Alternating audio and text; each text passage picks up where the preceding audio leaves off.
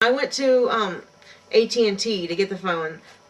The software doesn't come automatically on this phone. I had to get a phone that was compatible with the software. There were only 3 phones to choose from. One of them was a BlackBerry, and I found that way too confusing with the numbers in the middle, somehow like in the middle of like all the letters and all those tiny, teeny little buttons. I found that impossible. I didn't want to even go near that, so I didn't do that. And then they had one phone I use a lot, and then they had one phone that had the thing where you could choose the keyboard or they had both, had the phone and the keyboard. And I thought, well, I'm not really going to use that keyboard, so I chose this one.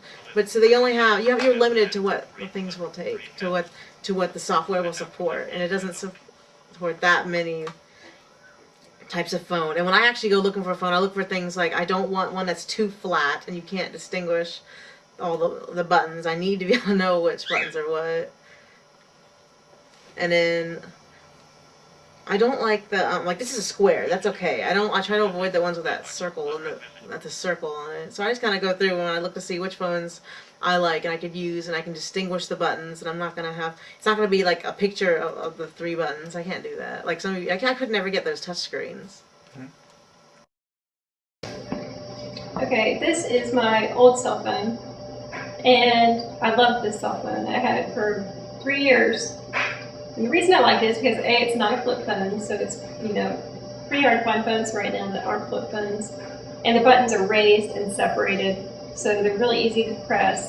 The keypad part of it is actually very large, and again, it's raised as well, so it's really easy to use this phone.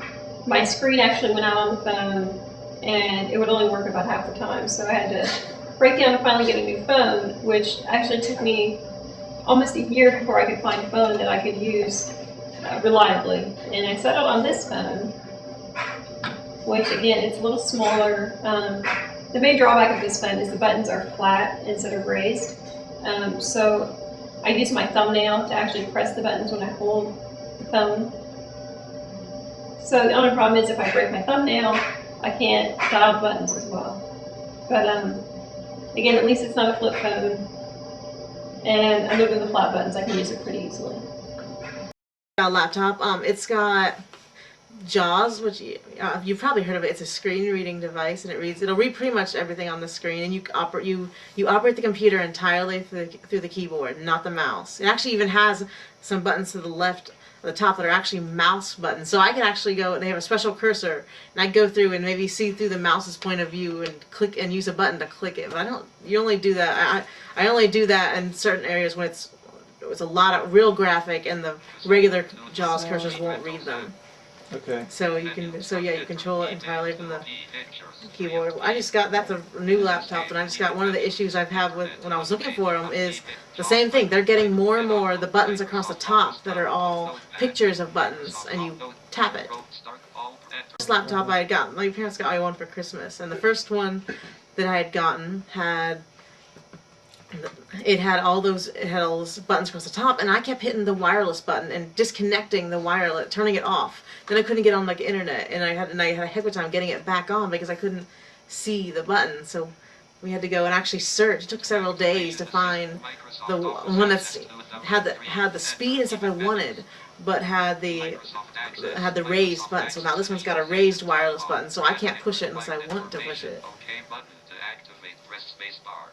So I use that. I can get on the internet with it. I can do Microsoft Word documents. Excel and kind of those are kind of hard. I think you can, but they're really difficult. And Access is almost impossible.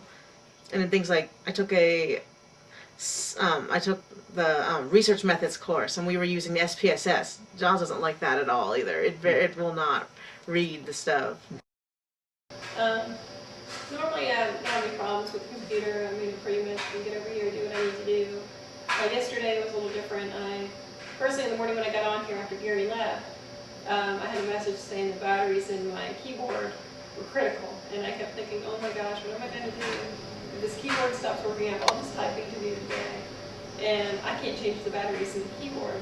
And I didn't even know where batteries were to change them. So I had to call Gary and say, ask him where the batteries were. And then when my nurse was here, I said, hey, can you help me out and change these batteries out for me? So I'm pretty lucky that my nurses are pretty willing to do those kind of things. I mean, even though it's not technically in their job description, but I haven't had any problems with nurses wanting or willing to do more than what they're expected to do to help me out.